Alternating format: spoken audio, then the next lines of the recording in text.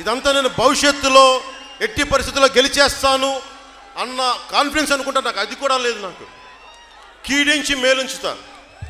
ఒకవేళ ఈ రోజున వచ్చిన మా వాళ్ళు నాకు ఓటు వేయకపోయినా కానీ అన్ని సిద్ధపడే ద్వారంపూడి చంద్రశేఖర్ రెడ్డి లాంటి డెకాయిట్ తోటి, గూండా తోటి, జగన్మోహన్ రెడ్డి లాంటి ఒక నటోరియస్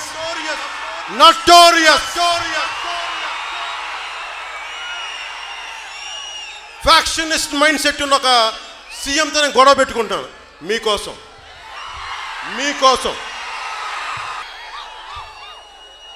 ముఖ్యమంత్రి బాబు 2 సంవత్సరాలు పాలన అయిందంటే బాగా దోపిడీ చేసుకున్నామని చెప్పి ఇక్కడి నుంచి సింహాచలం పాదయాత్రలో ఎంత దిగజారిపోయారంటే, కోవిడ్ రోగుల కోసం క్వారంటైన్ సెంటర్స్లో ఉన్న పరుపుల్ని, దిండ్లని, రోగులకి తయారు చేసే భోజనాలను కూడా, వంట పాత్రను కూడా తీసుకెళ్ళిపోయారు వీళ్ళు.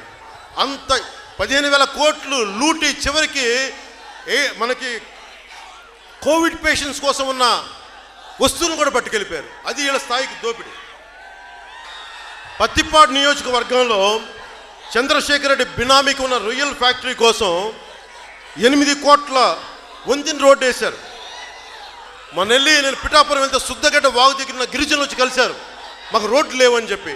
వీళ్ళ ఫ్యాక్టరీకి ఏమో వంతెనలు, 8 కోట్ల వంతెనలు. కాకినాడని డ్రగ్స్ డెన్గా మార్చేశారు. డ్రగ్స్ విక్రయాలు జరుగుతున్నాయి ప్రజలు చెప్తా ఉంటే డీజీపీ గారు గంజాయి లేదు, డ్రగ్స్ లేవని చెప్తుంటారు. ఈ డ్రగ్స్ మాఫియా మొత్తం సూత్రధారి ద్వారంపూడి చంద్రశేఖర్ రెడ్డి. తెలంగాణ నుంచి, యానాం నుంచి మద్యపానం నిషేధిస్తామని చెప్పి తెలంగాణ నుంచి, యానాం నుంచి ఇక్కడ మద్యం తీసుకొచ్చి అమ్ముతా ఉన్నారు. 1,25,00,000 అక్రమ మద్యం విధ్వంసం చేయాల్సి వచ్చింది. నా మీటింగ్ ప్రదేశంలో ఒక 5 ఎకరాల స్థలం ఉంటుంది. ఇక్కడ ముత్తా సర్వారాయుడు గారి కుటుంబాన్ని. ఇది 5 ఎకరాల భూమి. ఒక రిటైర్డ్ కాలేజ్ ప్రిన్సిపల్ గారిది. ఇది ప్రభుత్వం తీసుకొని పరిహారం లెక్కించి, పరిహారం సరిపోవట్లేదని భూ యజమాని కోర్టుకు వెళ్తే ఆ భూమిని ప్రభుత్వం గోదావరి డైరీకి కేటాయిస్తే ఆ తర్వాత విశాఖ డైరీకి వెళ్ళింది. ఇప్పుడు వైసీపీ గుండాలు ఆ విశాఖ డైరీ భూమిని కూడా లాగేసుకునే పరిస్థితిలో ఉన్నారు, తీసేసుకున్నాం. మత్స్యకారుల దగ్గర నుంచి, కాపుల దగ్గర నుంచి, రెల్లి కులస్తుల దగ్గర నుంచి ఎవరిని పడితే వాళ్ళని దోపిడీ చేయటం అతని పని. నిన్న నాకు జనవాణిలో వచ్చింది, కుంభాభిషేకం రేవు వద్దున శివాలయం, కుంభాభిషేకం రేవు వద్దున మన మత్స్యకారులకు సంబంధించి అక్కడ వాళ్ళ మార్కెట్ ఉంటే అక్కడ శివుడి గుడి కూడా ఉంది, లక్షలాది మంది వస్తుంటే దాన్ని కూడా పోర్టు కోసం అని చెప్పి దాన్ని కూడా కబ్జా పెట్టి ముఖద్వారానికి ఎదురుగా గోడ కట్టేశారు. మీరు దీన్ని ఎట్లయినా కాపాడండి అని చెప్తున్నారు. కాకినాడ నుంచి ఏం చేద్దాం?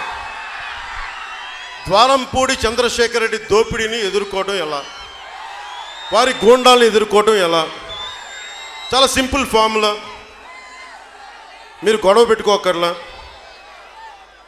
మీరు బండ్లు ఆపక్కర్లా. నేను ఒక హ్యాష్ ట్యాగ్ క్రియేట్ చేశాను, #APCM benami,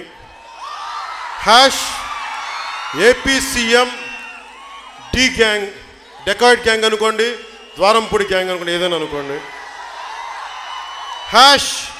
#YS Jagan and gang అనుకోండి, #YS జగన్ బినామీ.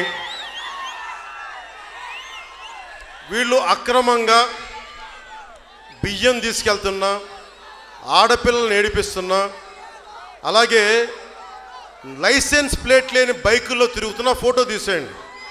అలాగే అక్రమంగా మట్టి తవ్వుతుంటే ఫోటోలు తీసేయండి. తీసి ఈ హ్యాష్ ట్యాగ్ తోటి union home minister Amit Shah గారి ఆఫీస్ కూడా పంపిద్దాం. యూనియన్ హోమ్ మినిస్టర్ ఆఫీస్కి ఏపీ ఆంధ్రప్రదేశ్ డీజీపీ గారు అన్నారు కదా, అసలు రాష్ట్రం శాంతి భద్రత చాలా బలంగా ఉన్నాయని, ఆయనకి ట్యాగ్ చేయండి ఏపీ డీజీపీ ఆఫీస్కి. ఇంకోటి మన జనసేన ఆఫీస్కి. ఈ కలుగులోంచి క్రిమినల్ ఎలకలన్నీ బయటికి పట్టుకోవద్దు, ఎక్కడ తిరిగితే చూద్దాం. వీటిలో మీరు తీయాల్సిందల్లా ఒక ఫోటో తీయండి. మన రోడ్లకు చేశాం కదా మనం, ఆ ఆంధ్రప్రదేశ్ రోడ్లు ఎంత నీచంగా ఉన్నాయో అని మనం అనుకుని మొత్తం దేశం అంతా ట్రెండ్ చేశాం కదా. అలాగే ఈ Kakinada D gang, YS Jagan D గ్యాంగ్ని ఈ హ్యాష్ ట్యాగ్ ద్వారా మొత్తం దేశం మొత్తం తెలియజేద్దాం వీళ్ళంతా దోపిడీ చేస్తున్నారు. మీరు ట్యాగ్ చేసి చూడండి వాళ్ళని.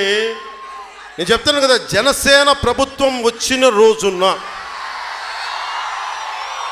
ఏ క్రిమినల్ అయితే మిమ్మల్ని ఏడిపించాడో వాళ్ళందరినీ బట్టలు ఉడిదూసి ఊరు కాకినాడలోని ప్రతి ఊరు గల్లీ గల్లీ సందు తిప్పిస్తాం. అలాగే ద్వారంపూడి చంద్రశేఖర్ రెడ్డి, నీ రోజులు దగ్గర పడ్డాయి, లెక్కెట్టుకో. నువ్వు బలిసి కొట్టుకుంటున్నావు, నువ్వు డబ్బులు ఎక్కువై. నేను చెప్తున్నాను, సభాముఖంగా నువ్వు నన్ను టీవీలో చూస్తున్నావనే చెప్తున్నాను. మీ నాయకుడు కూడా క్లిప్పింగ్ కట్ చేసి పంపించుకో.